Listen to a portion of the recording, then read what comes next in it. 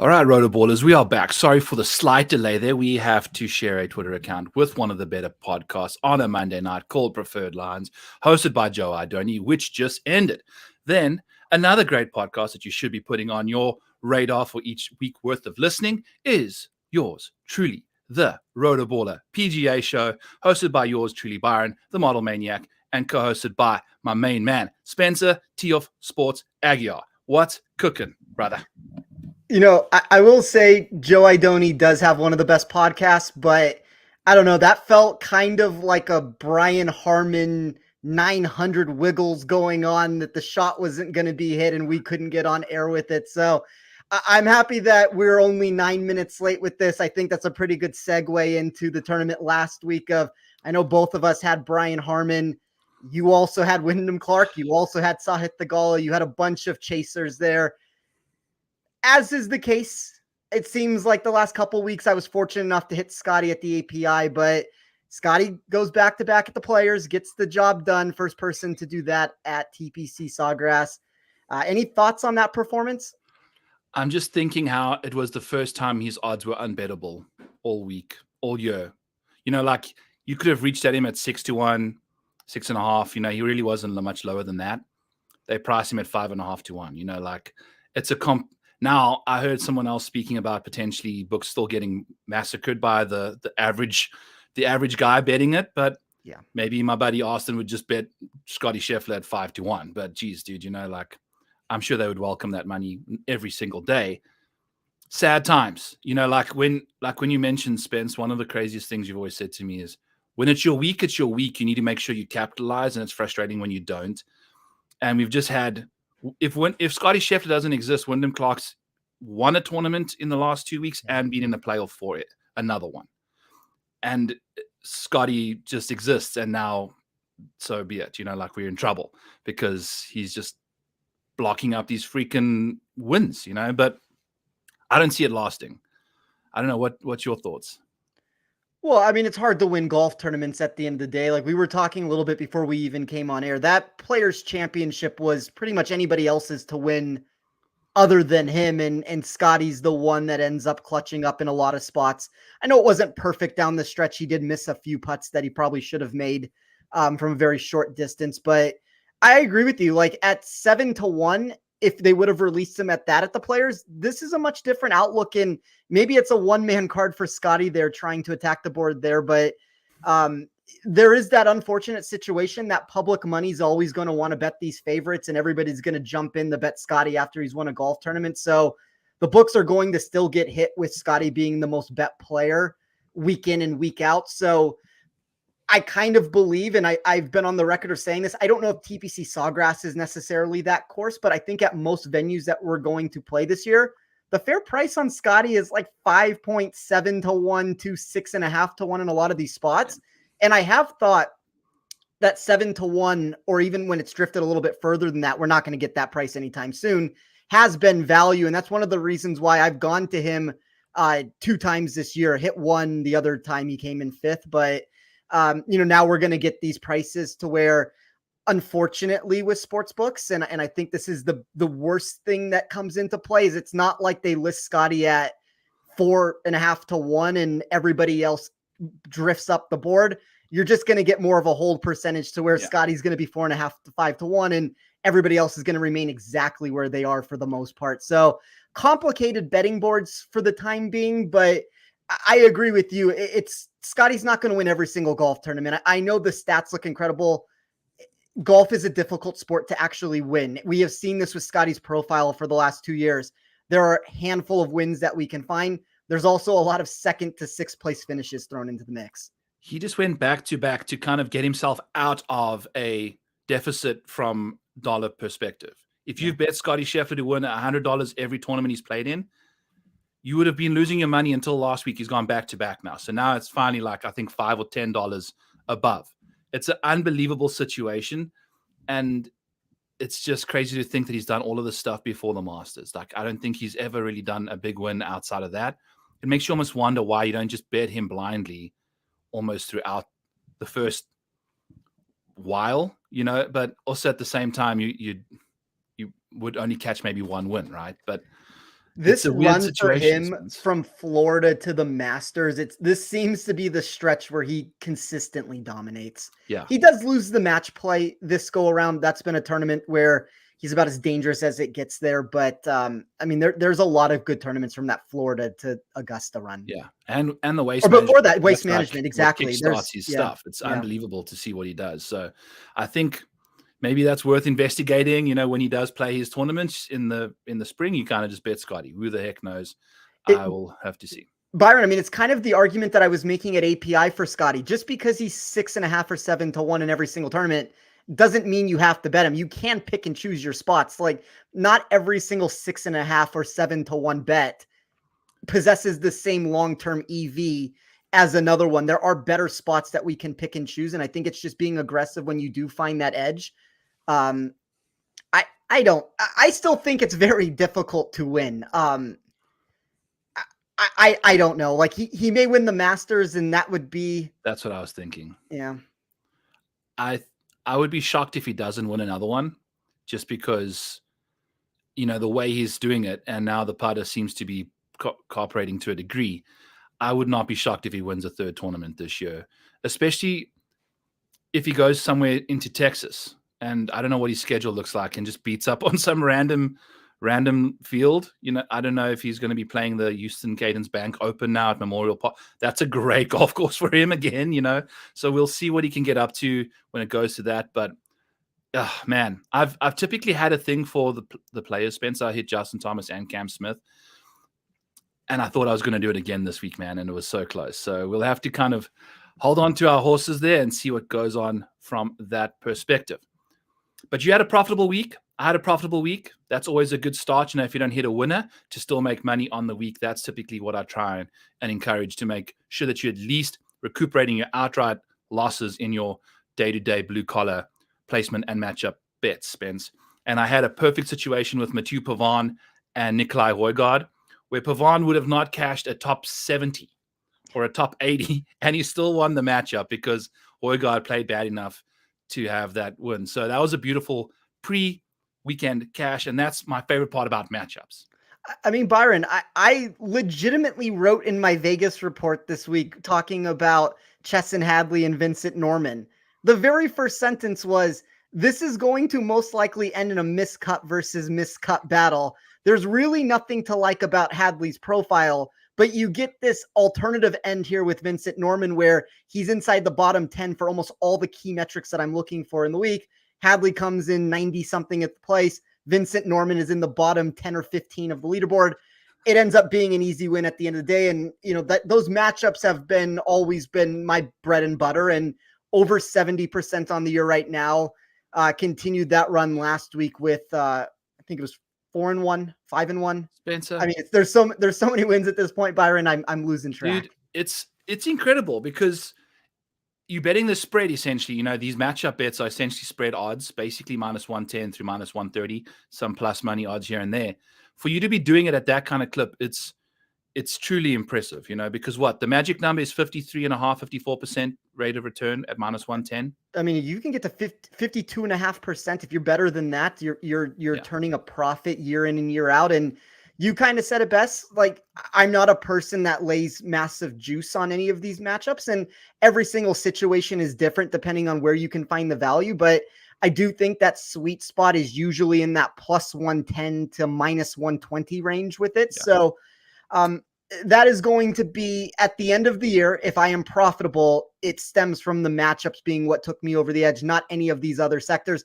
When I'm able to hit an outright like Scotty at the API or anything like that, then all of a sudden we can balloon this into a 50, 60 unit profit year if you hit enough of those. But the matchups are going to be what end up paying the bills and end up increasing the bankroll the way that we want. And you've been dominating the placement matchups. I've been very break even for the most part. I think I'm up 1.5 units or 2 units on the year, but you know, that's another sector that I don't think that attacking it over the top is necessarily the best way to go with like so many plays. But I think if you can find between 1 to 5 or 6, it's usually like about how many have an advantage at the end of the day.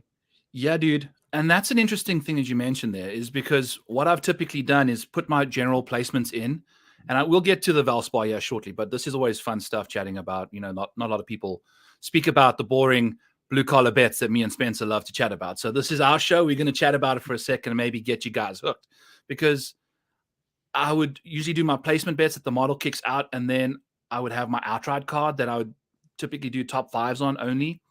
Now I've kind of gone to taking my outright card and also betting them for a specific bet, whether it's a top 5, a top 10, a top 20, kind of just looking at how they typically fare in those markets. Usually the top 20 bet's still going to be a nice hefty plus 400 or something for a long shot like I've been betting lately. So it's been interesting to see, Spencer. I've kind of gone away from my original model of just betting guys based off how they rank, and now I'm betting them specifically how to, like, their top 10, top 20, top 5.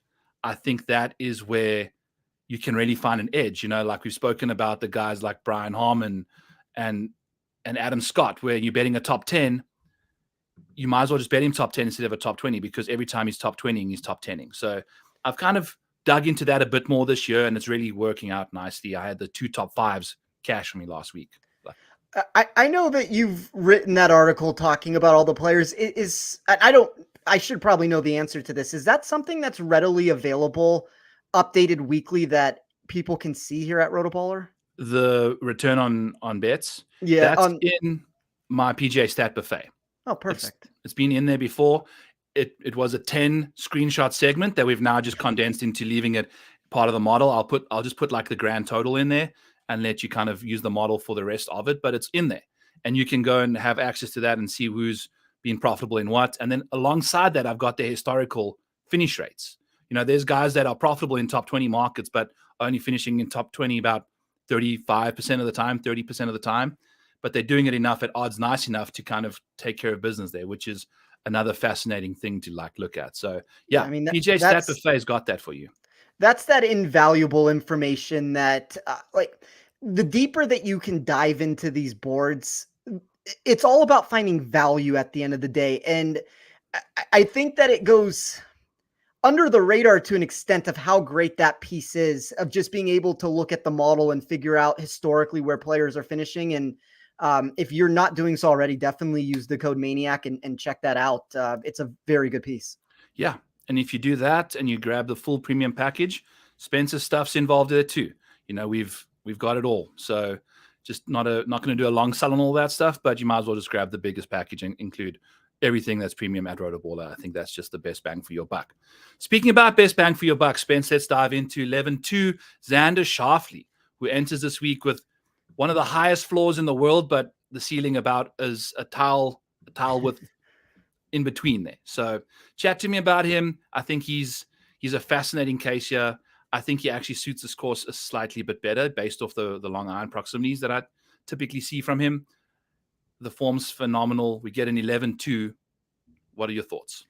I haven't added ownership in yet. I think that's something that I'm going to really want to see here. And generally in these spots where he's $11,000+ I think that lack of perceived win equity that the public generates from him, at least in their mind of what this is, makes him a very intriguing candidate here for all the reasons that you talked about. Like, people are going to want to play Sam Burns because of the course history. They're going to want to go to Justin Thomas because of this bounce back potential that he has at least shown historically at Copperhead when taking on this course. But when I compared him to the rest of the field, I mean, he was massively in front of everybody in almost all the key areas I was looking. He's first place mark for weighted scoring, the expected strokes gained total.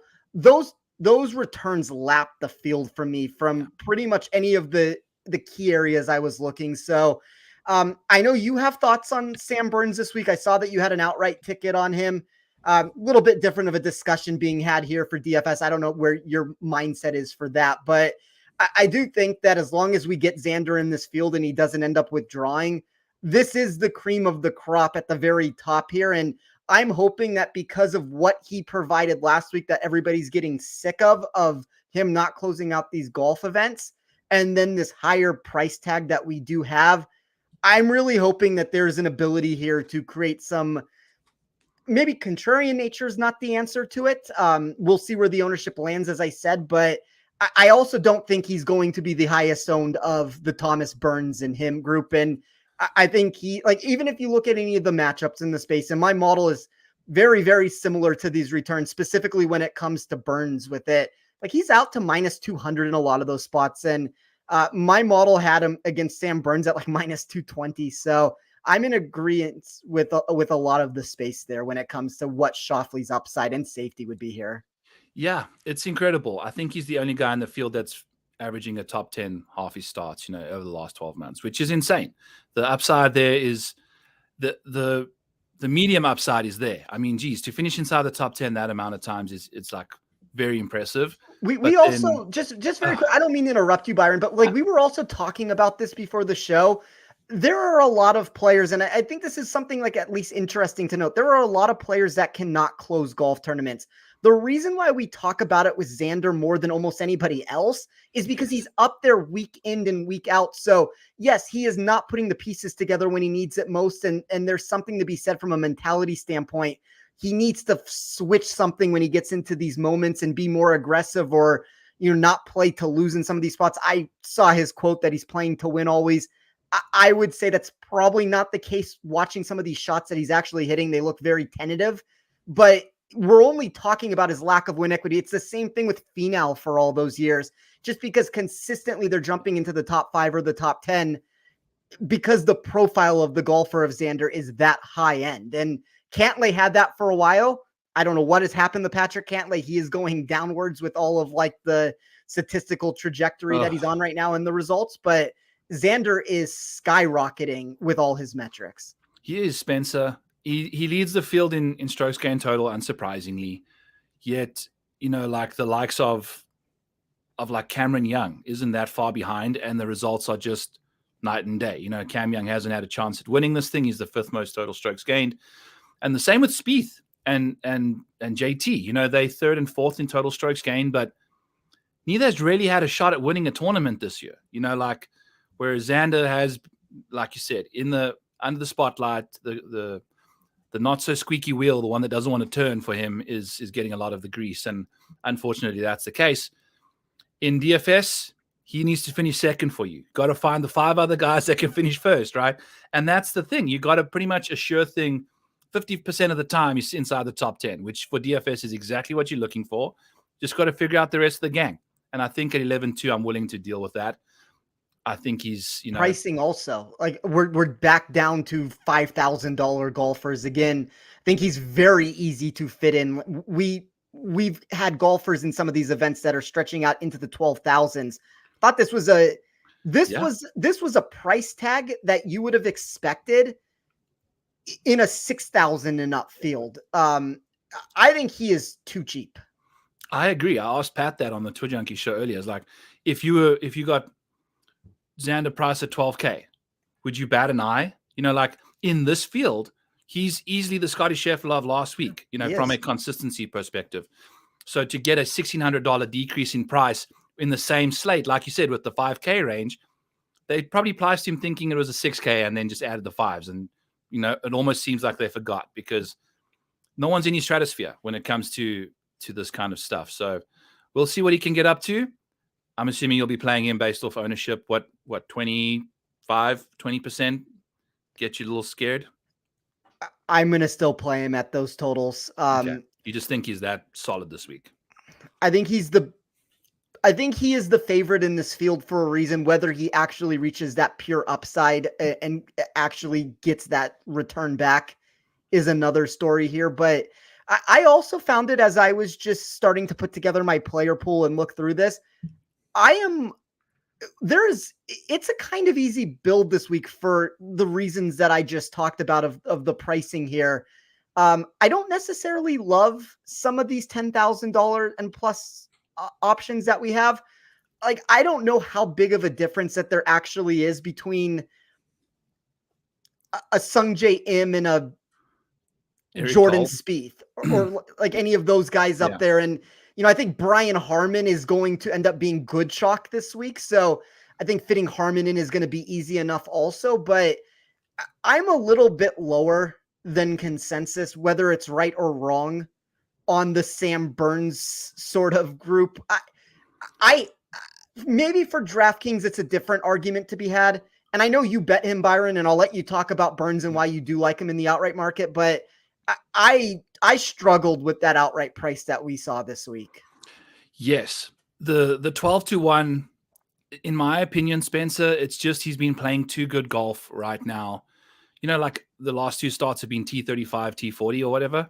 Had those been the top 10s he was repping out leading up to the week, we would have seen a 9-1 for With the Sam course Burns. history, probably. And that's the thing. The course history is what tips it. And there's not a lot of, the course history relationship at this venue to all the players isn't that strong compared to to average. But for Sam Burns, that's a specific guy that just plays very well on this golf course. I mean, his worst finish in the last 3 years is 6th with 2 wins.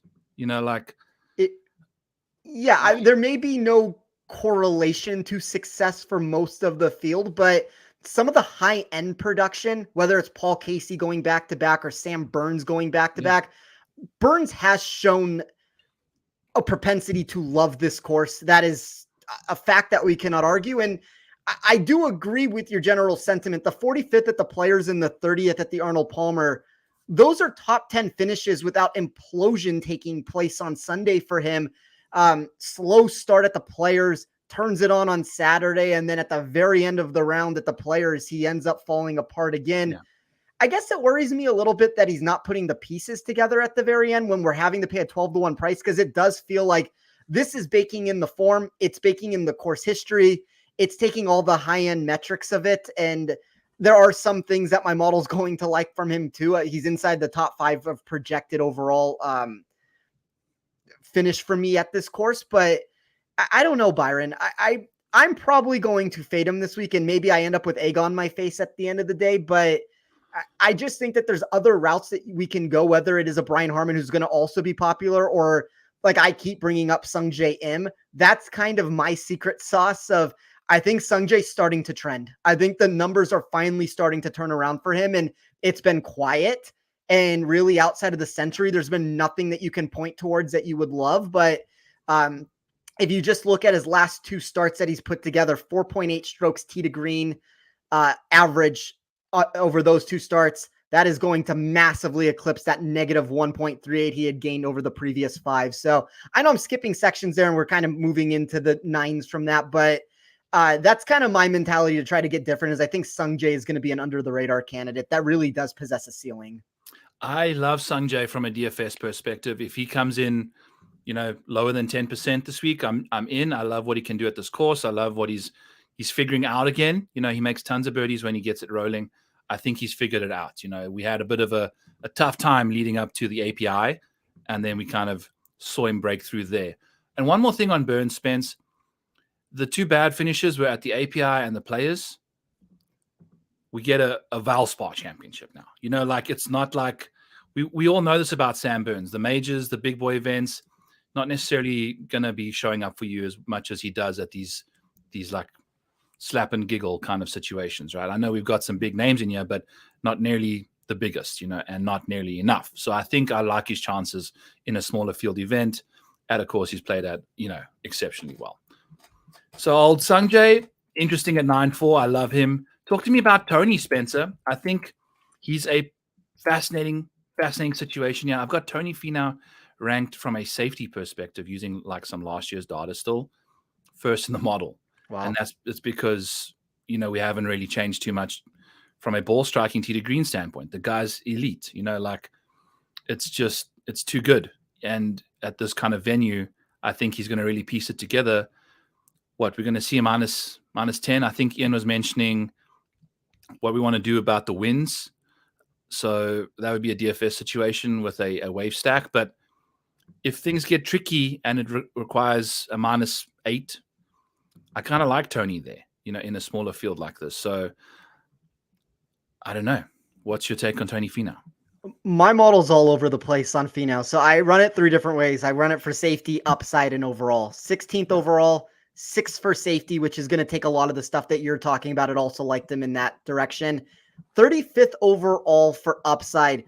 That worries me ever so slightly in GPP contests. I ran a little bit more putting than the average person. Yep. And I know that this is a very heavy tee to green return course, and that return is going to show. But even if you look at past iterations of this tournament, Strokes gained putting is 3, 4, 5% more impactful here than a generic course on tour. 100 outside of the top 140 for me in expected putting. That's going to come from the recent putting and even the similar green complexes. So I looked at any course that kind of features that Bermuda overseeding that we're going to get here. And there was just a lot of red and dark red in my model. I don't know what to do with him, Byron, because the ball striking you're going to love. And I do think that if this tournament plays closer to that, I don't know, 8 under par range that you're talking about, he becomes a lot more intriguing when he doesn't actually have to make putts. But on the flip side of that answer, like there are red flags in that profile, maybe more so than a lot of weeks for him. So I don't know, like even my wind grade, like if this does play as a wind test, he's outside the top 90 for me in expected wind. Yeah. I don't know. It's all about ownership, I guess, because I'm not betting him. You know, I think he's one of the worst investments across the board outside of the wins. You know, that's the only area he's kind of gaining over the last 12 months, which is crazy to see. Someone that isn't Spencer, Nick Taylor. I think he's a fascinating subject this week. $9,100. I saw some people bitching on Twitter about that price tag for him. Isn't this hilarious? We got Minwoo Lee at $9,000 and everyone's like, you know, that's cool. He's at $9K now. He can let him cook there, even though, you know, the T2 was his only good finish this year. I mean, we've got nothing better than a 21st outside of that. You know, like everyone overreacting to one round of golf from the guy and just tough times. So who's rounding out the bottom of your nines here? Who is Minwoo overpriced in your opinion? And who's giving you some good value for old $9,100 Nick Taylor? I mean, probably Minwoo's marginally overpriced, but I think for him, it always comes down to ownership. Minwoo possesses a big ceiling on the upside metrics that he puts together every single time. And the par 5 scoring and some of those long iron proximities can look really good for him. So I'd be curious to see where the ownership lands with him. I think Nick Taylor's fine. Like, let me flip this back to you, I guess. Let's not include ownership here. We'll talk about this later in the week. Let's just say Cameron Young. We'll exclude Sungjae because I've already talked about him. But like Cameron Young, Finau, Nick Taylor, Minwoo Lee. Is there a range or is there an order that you like those for? Nick Taylor, Cameron Young, Sungjae, Minwoo is how I would play them. Where would Finau fit into that mix? I would say Finau fits in probably second or third. I would definitely play Nick Taylor over all of them. I think Finau, there's like a gang of like 2A, 2B, 2C situation with Cam Young, Finau, and Im. We just haven't cracked the top 5. You know, that's the thing with those three is they just not doing enough to get inside the top 5. And this week we need those from these guys at this price point. So all three of them, not very good top 5ers, you know, compared to old Nick at least gets their double digits of the time. Yeah, I don't have a problem with Nick Taylor. I think he's a nice upside target. Is that how would you rank those guys? Probably Cameron Young. I seem to have a problem with him that I always want to keep going back. I think it's very close between Nick Taylor, Minwoo Lee, and Tony Finau. It's kind of going to be an ownership dependent answer. I'd probably say Nick Taylor second, Minwoo Lee third, Tony Finau fourth, just because I have some worries about Finau. Yeah, they validated Spence. You know, they're out there. I mean, the putting is just so bad, dude. It's like very bad. We'll see though. I don't know. I mean, since the Mexico Open, didn't he kind of resort back to a bit more like upright putting and still sucks, but you know, not as bad. Yeah. I don't know. It's ownership dependent in that range. I think that's very true. You know, whichever way that leads you, go with it. You know, I don't really have that big of a take for anyone really in that range outside of Harman. I kind of think that Sungjae, Cameron Young, Harman, and that's just what pricing would show also. This is not reinventing the wheel here. I think those are the 3 best players. I'm curious to see where the ownership lands on all of them. Kind of stated at the beginning, I think Harman is good chalk. I assume he's going to be chalky, and I think it's good chalk at the end of the day. But I would say those 3 are the best. And then just at the bottom there, it's going to come down to ownership. Mm-hmm. I was contemplating betting Harman top 20 or top 5. Went with him for a top 5 just because I bet him outright as well. And that number The Rotoballer Discord grabbed the 35 this morning. Yeah, Jesus, that's a great it's number. gone now. You know, like on Monday nights, you can't even speak about odds the way you bet them, like not even 12 hours ago. It's unbelievable what's going on in this world that we bet. I will say, and I mean, that's one of the things that we are very transparent about. Like, we will drop the numbers into Discord, and we will show the number that is being bet at the time of it and try to make it as readily available. There are some, trying to figure out how to say this politically correct. There are a lot of bets I have seen posted out there at numbers that are outrageous, and maybe the 35-1 that you're talking about with the Brian Harman, but the first mention of it is like 12 hours after that point.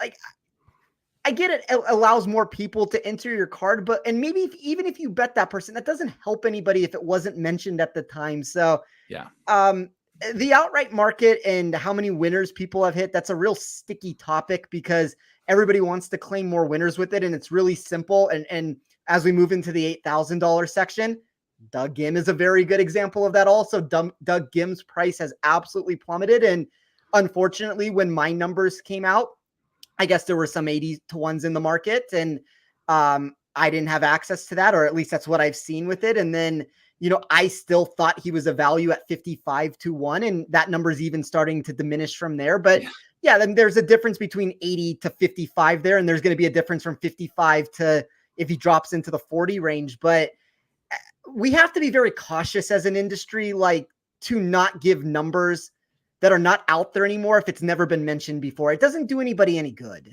Yeah, it's crazy, dude. It's absolutely crazy. Like, you're typing up a tweet just to send out what you bet, and by the time you got it all typed out, it's gone. You know, like, it's a hard moving market. That's always going to be the problem in matchups and outrights and all these things. It's sports betting is numbers move quickly, and that's why sports betting is a really difficult market when you're giving out picks, and it's really challenging from an article perspective. I know you run into that same problem in yours as I run in my Vegas report. It's just by the time that my Vegas report releases on Tuesday, a lot of that is going to be gone, but it doesn't mean that we didn't talk about it in Discord. It doesn't mean that we didn't post it at the time on Twitter.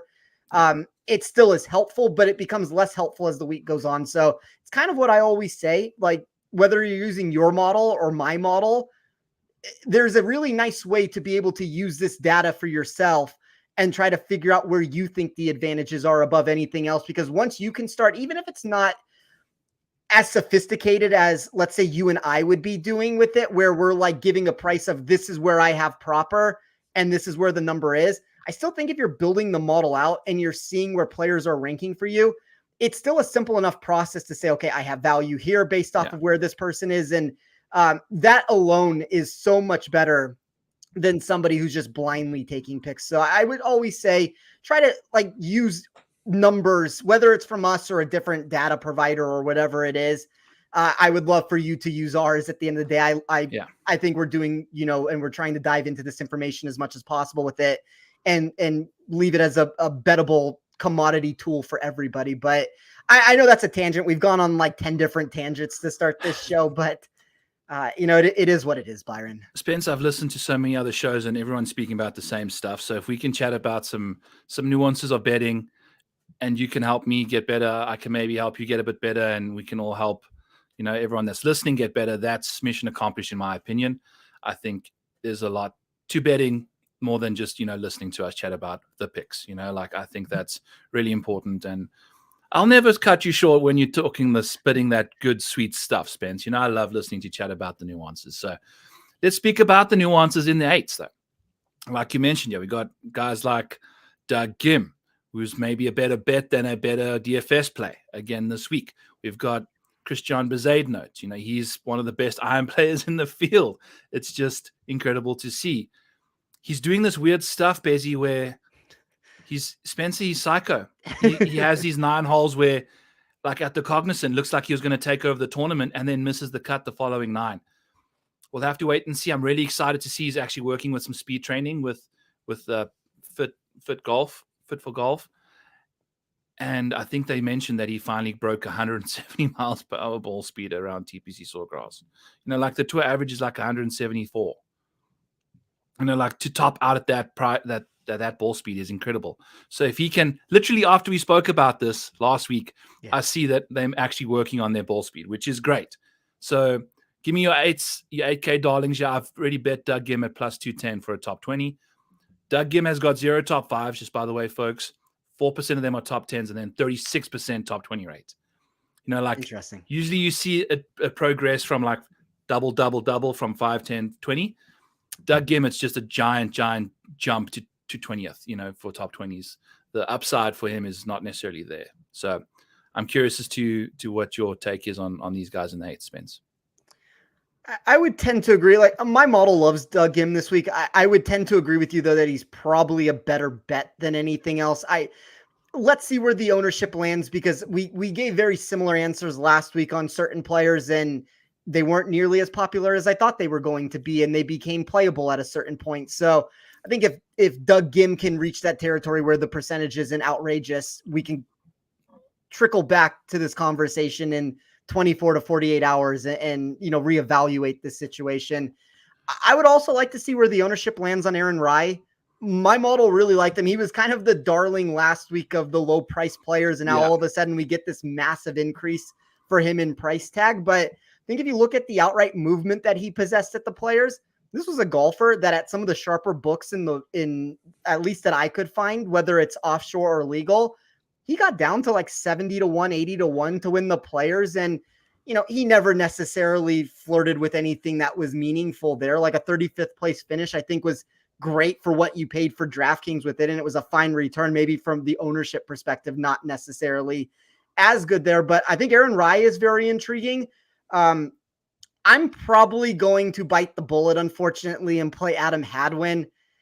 I know some of the recent stuff has been bad, but if we want to talk about players that have won, like Burns going back to back and Paul Casey going back to back, I mean, just throwing Adam Hadwin in there and like all of a sudden he would be sandwiching all of that with a Taylor Moore thrown into the mix there. So he's a player who's won out here before. He's been very boom or bust at this tournament. Miscut 2023, 7th in 2022, a couple missed cuts, the 12th, the 1st, like it's all over the map for him. And we're even getting a very similar return when you're looking at his recent results. Miscut at the Players, 52nd at the API, 4th at the Genesis, the 6th at the American Express. That's not necessarily like, I think the ownership is going to matter, because when you start taking these boomer bust plays and the ownership gets too high, all of a sudden it's like, well, there's no point in playing them at that moment, because all the leverage that you're creating is being taken away from their volatility. But I do think he possesses a ceiling that is at least worth noting at a low enough percentage. I don't know. I found the rest of this range to be very convoluted in a lot of ways. Like, what are you doing with Keith Mitchell? What are you doing with Eric Cole? I saw Maverick McNeely in the chat. What are we doing with Maverick McNeely? Like, there's a lot of intriguing options here.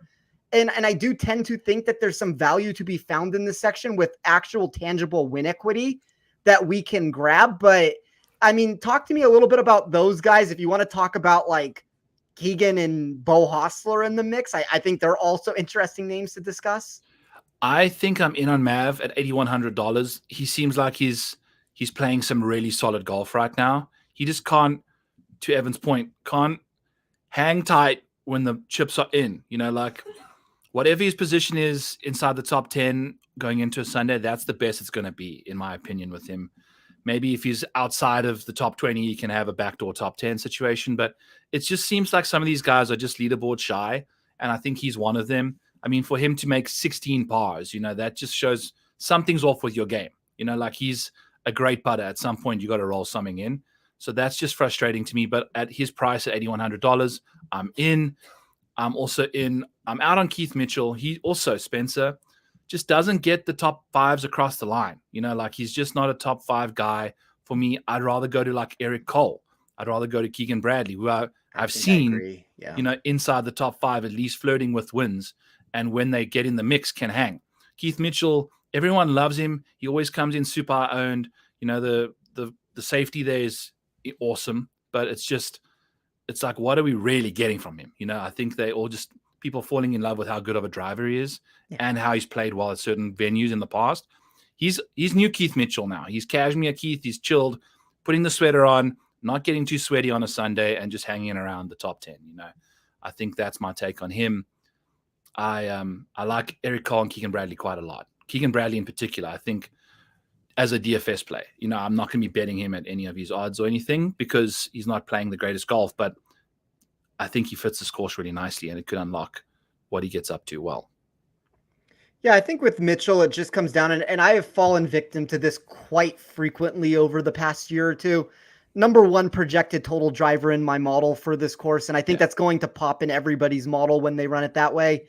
Really poor scrambler of the ball. So for him to find success, and it doesn't mean that it can't happen, the proximity numbers are going to have to be good this week, and there are some intriguing metrics in my model where he has positive trajectory for this course with his weighted proximity from the ranges that we're looking at this week. So I think that if he pops, he has the potential to pop maybe in a bigger way than some of these courses would allow him to.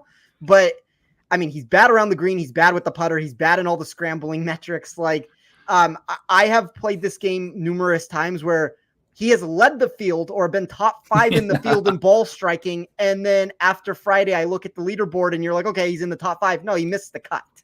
Yeah, that's the thing with him. He's just so sporadic, unfortunately. For someone that drives the ball as well as he does, it's frustrating not to see him get more up to the top of the leaderboard because that takes so much shit out of the equation. Like if your ball's in the middle of the fairway, you're not having to worry about trees and rough and nonsense, But yet he's spoiled with the luxury of talent and somehow can't quite get it across the line.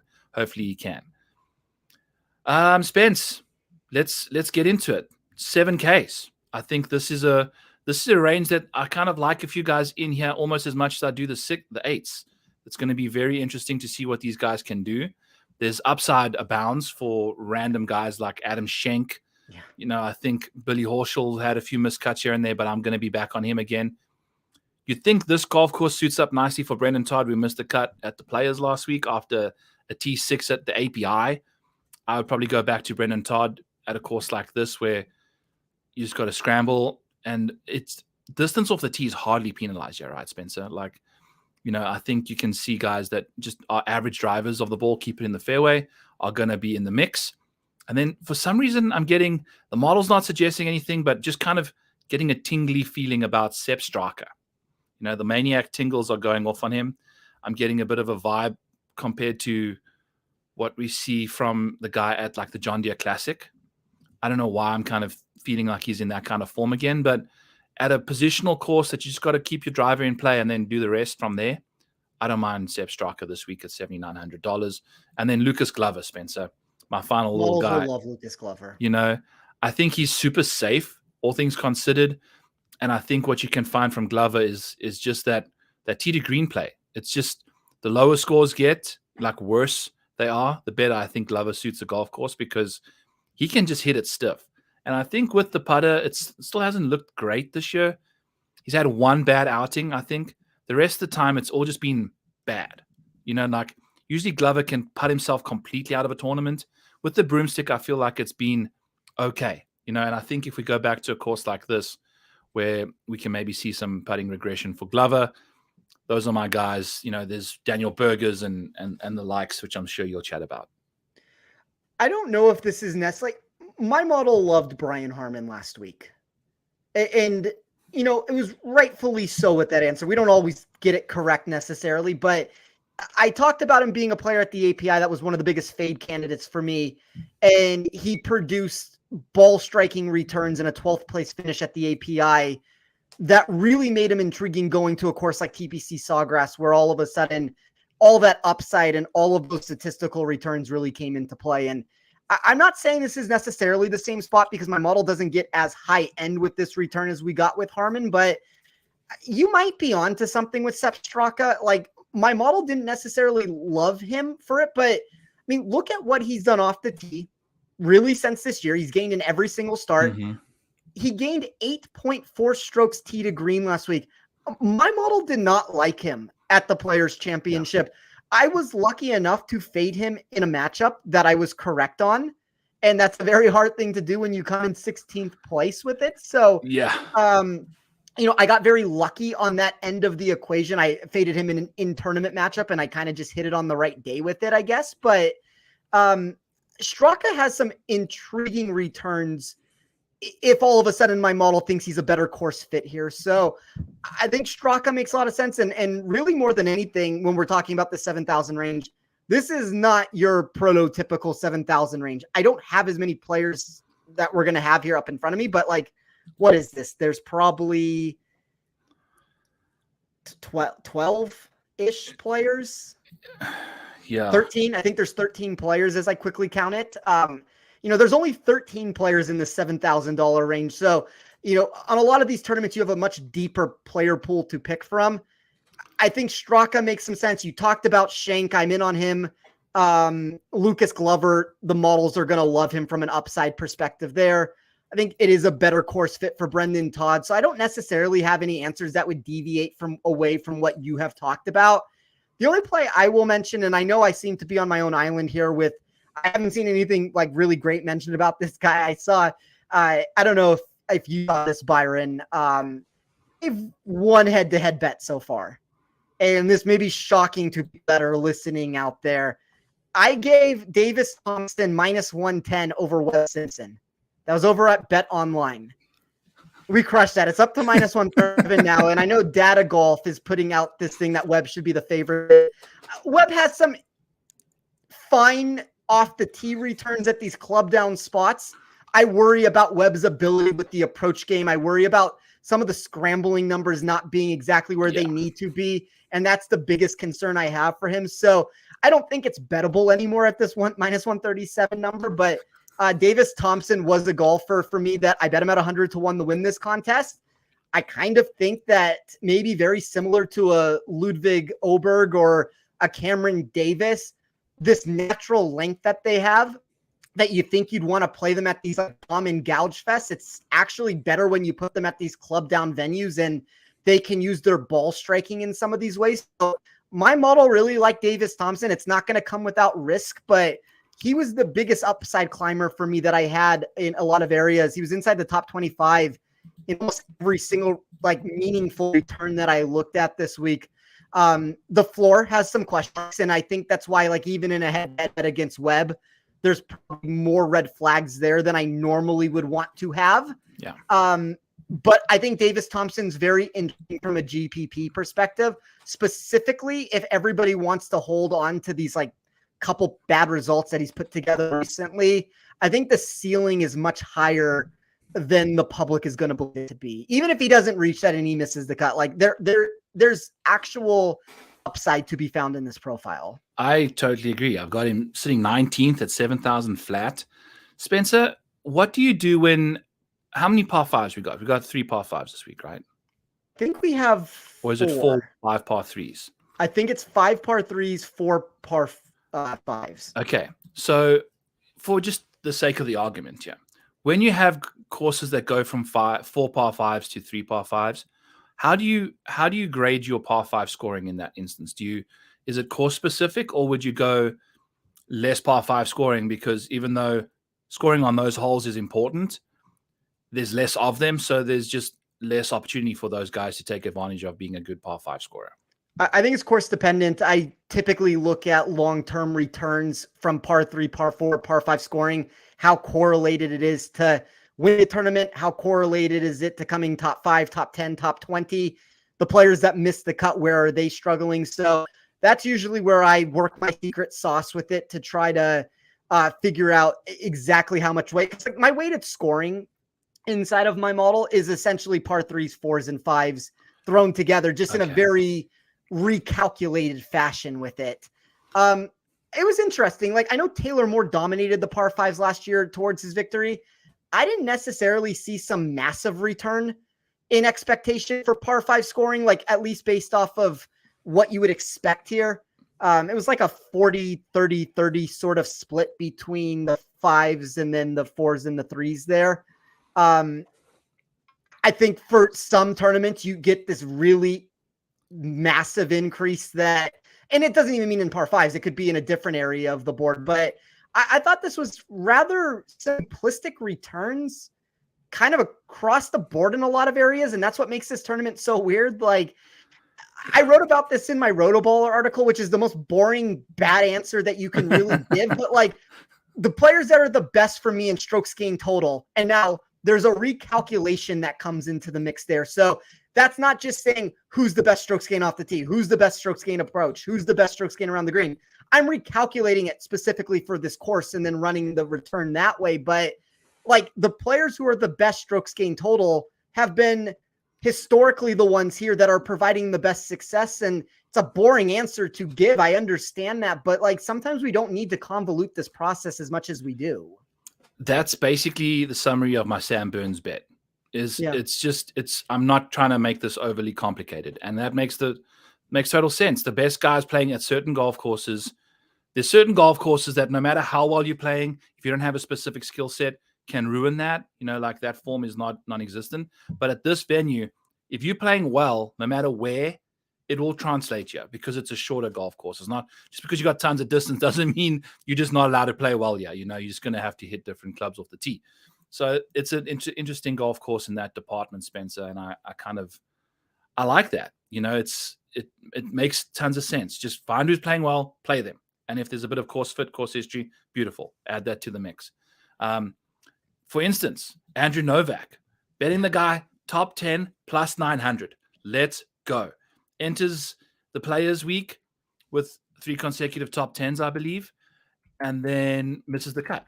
It's the Players. It's a big tournament. It's a big boy event. The top 10 finishes, Cognizant, Mexico, and a bit of Phoenix. The Players, that's a different ballpark to those other 3 tournaments, right? So I think going back to him for another top 10 after a bad Players is totally cool with me. He's top 10ing at a great price too. I think that's a nice way to take advantage of his like upside that he presents without like getting too involved in. I think he's still going to be quite chalky at $6,700. So I just find myself betting the chalky golfers and then just playing pivots like non-perennially. I don't know how that's worked out for me, but it is the way. So Spencer, Adam Svensson, $6,600 entering this week. What has he done the last 3 tournaments? Talk about a course fit, dude. Yeah, this is the boom or bust profile that I think from a GPP perspective at low enough ownership, he's 15th for me on upside. 14th. Yeah. Like when you look at the overall, he's 34th. That's still a great return. Safety, 64th. That's going to come into play with the miscut that he's put together. I actually think the $6,000 range in general is super enticing. Yes. Like, there are players here that, and I think the reason for this is that we shrunk the $7,000 range down so much that a lot of these $6,000 golfers should every bit be in that 7,000 and up range. I could name 10 players here that I think are playable in some fashion from 6,900 down to 6,000. And there's probably even more than that. All right, rattle. Let's go. I'll confirm when you ding one for me. Victor Perez. No. Kevin Yu. Yes. Andrew Novak. Yes. Chesson Hadley. Yes. Taylor Pendrith has that same boom or bust profile as Svensson. Yes. I think Svensson and Pendrith are the 2 very intriguing ones there. I think KH Lee makes a lot of sense. Ben Silverman graded well. Yes. We can save Bud Cauley for a second. I'd like to hear your thoughts. I have such limited data. I don't necessarily trust my returns on him, but Carson Young. Yep. Grayson Sig, Chan Kim, Bryce Garnett, Jonathan Vegas down at the very bottom, Joseph Bramlett. Like, that's more than 10 players I just talked about. But like, to me, any of those golfers are underpriced. And that's where construction is very difficult for me this week, because I love Xander at the top, and it makes me feel like I'm almost forced to have to fit somebody up there with him. But like, maybe it's just the Xander, Sungjae, Harman, massively overweight to those 3, and then try to fit and mix and match them in all different forms. And then you kind of dip down into the $6,000 range. To me, is the $7,000 range just an extension of it? So I think there's a lot of really good values down there. I do think it gets probably progressively worse as we move down the list. Like, the $5,000 golfers, I'm not quite as bullish on as all those names I just said. And And I think that's fine. I think from like the players I've talked about, it's going to be very easy to construct a player pool based off of this. But I mean, anybody else that you want to add to that mix? Anybody else that you want to double down on? I want to make the people aware of Ben Silverman. I think he's going to be very good, dude. And I think this kind of a golf course potentially suits what he does even better. You know, I think he's an accuracy over distance kind of guy off the tee. At this venue, we should see him thrive. I mean, he's played well at courses like Mexico, which doesn't even really suit his skill set. So we should see him play some good golf. $6,500.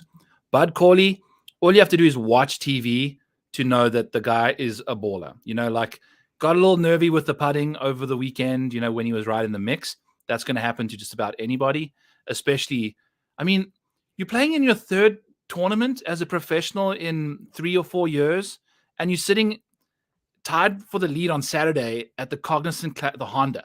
You know, like Lord knows you were talking about the Cognizant 4 years ago, but that you get the gesture. Like that is insane. Like he's got no business playing that good of golf that soon. So at some point he's going to get comfortable with that feeling at the top because he's found himself playing good golf. So I'm in on Bud Cauley for sure. And then right underneath him is Alexander Bjork. He was one of my favorite DP World Tour guys coming into the year. Hasn't quite figured his stuff out, and I think he'll get it together on this kind of a golf course. It suits his accuracy. I think it suits his irons. You know, I think a bit more difficult scoring conditions for him will definitely go a long way. So love him in that department. And then we're kind of just waiting for guys like Ryan Moore, who I played him last week at I think $5,100 or $5,300. He was in my value plays article. He plays these short Florida tracks well. I don't know what his deal is. He made another cut at the Players. Ryan Moore, you know, like he's not a good golfer, but he does well. Yes, he's a UNLV baby. Let's go. So Spence, what do you think of Ryan Moore then? I will answer the Ryan Moore question. I want to ask you about one other player that I named 30 players in the $6,000 range, and I glossed over this name. I think from an upside perspective that there's some intrigue around him. I faded him on Sunday in a matchup. I took Mackenzie Hughes over him. Give me your thoughts on Sami Välimäki very quickly, and then I'll give you one on Ryan Moore. I don't know about at this golf course. I think he's a big boy. I think, you know, the Mexico is what he would thrive at. You know, the Farmers, Mexico, big boy golf courses, maybe like the Valero. You know, I don't know. The Valero's something a bit more that rewards his distance. I don't know if he's going to catch it here. So can I at least tell you what I liked about his profile? And it doesn't come without risk. Yeah. I mean, obviously in this range. Yeah. Inside of the top 20 for me in weighted proximity from 150 plus yards. Thought that was a very interesting return there. When I looked at the total driving, so that would be like a recalculated total driving. I agree. He loses a lot of his strengths in certain areas, but inside of the top 50 for me in expected total driving, inside of the top 40, when I added in that off the tee approach with it, the wind play is bad from historically of what I've been able to pull. Yeah. The weighted strokes gain total would be good. Like, I think players like him, players like even Ryan Moore that you just brought up, like these are, I want to say high ceilings. I mean, they're $6,000 golfers for a reason, but I think they're higher ceilings than to be down in this $6,000. And I agree with Kevin Yu. Like Kevin Yu can pop in a really big way at this tournament. So like you have a lot of names like that to where if they put the pieces together, there's top 10 equity. And then like specifically for a name like Kevin Yu, just because he was mentioned, like you're probably not like Kevin Yu, Andrew Novak, Taylor Pendrith, Adam Svensson, maybe KH Lee and like Ben Silverman. That would be the group of like, if you told me that they went out in top 5 this tournament, a few of those, that's kind of the group that I would expect the highest ceilings for. Yeah. And they've shown it too. You know, Kevin, we've seen him at the top of the leaderboard multiple times this year, you know, so I would not be surprised to see him back up there again. The putter's bad and we all know that. And that's fine. But there's also a difference. Like, I gave the same answer with Finau why the putter's bad, but he's also $3,000 more expensive. So, yes, I mean, that's the thing. It's like every single 6,000 and less golfer is going to have in some baked in issue. There's a reason why they're priced there. If the profile was flawless, and they didn't have these problems, they would be 8,000 or higher or 9,000 or higher in this field. So you have to know what you're getting with Kevin Yu, but the ceiling's very high. It is. It's so high, but I don't think he even knows how high it is. I don't think so either at this point, like which is weird for a dominant collegiate player.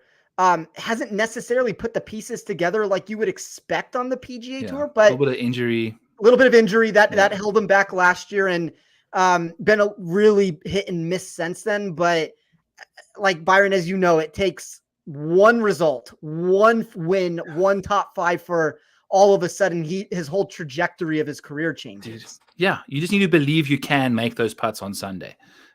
So we'll see. I think, Spencer, going from the bottom up, Luke Donald on this kind of a golf course is very intriguing to me at $5,200. He's still a very good long iron player. Like when you take a look at what he gets up to, it's the driver that's the biggest issue. Cool. Take that out of his hands. It is what it is. I think I'll be playing some Luke Donald in some crazy lineups for sure. Kevin Streelman just kind of screams to me at $5,500 at a course like this. If you take a look at what he's done here in the past, not necessarily playing the best golf in the world, but he's, again, if you can find a guy that can give you something to like argue his case at $5,500, that's fine. If you're playing 150 lineups, throw him in a few. Rafael Campos and Joe Highsmith are two more guys that I have from the Korn Ferry Tour. Campos is a very good ball striker, and Joe Highsmith was right in the mix until he hit a shank, I think, on Sunday or Saturday afternoon. He was right in the mix and then hit a hosel rocket and kind of got himself out of contention there.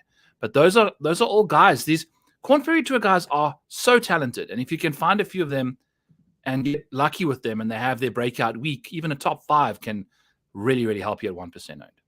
100%. There's 2 players for me.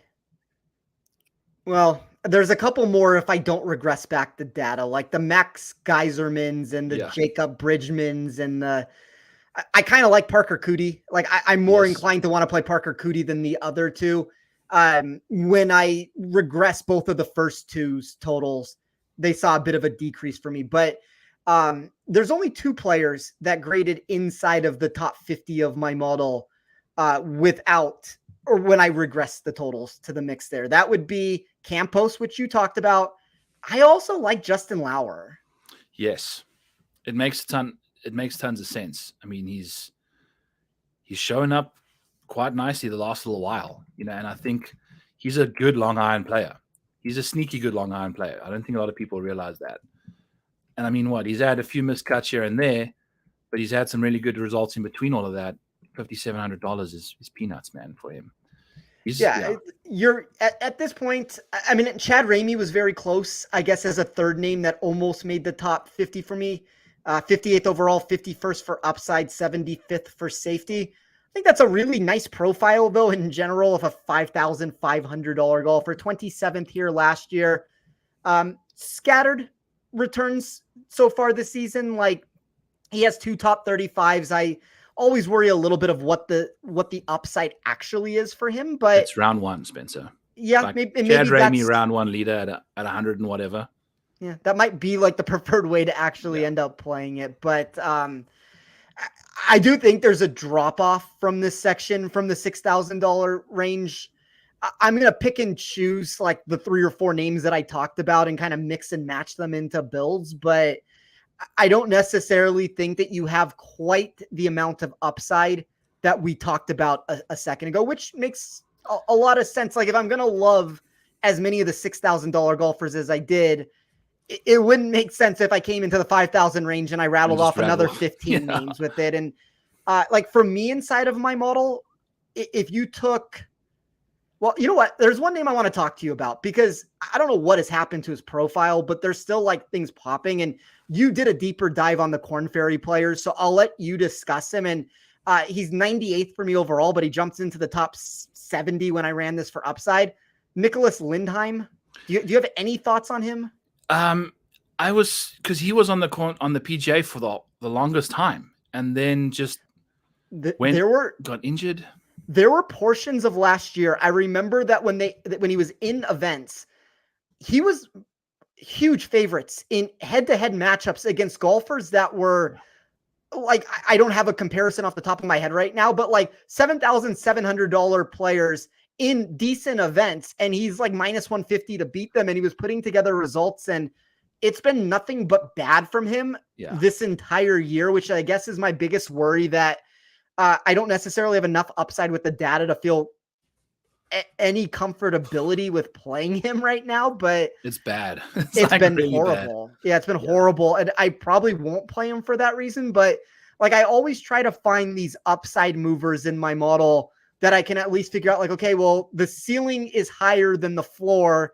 If there's 0.01% owned, I can play them at 1% and take two shots in 150 man or something. And like, all of a sudden I'm so massively overweight in those few opportunities. That's it. That's all you need, dude. And then the rest of the gang can just pull through at mediocre pace and call it a day. You just need one of these guys.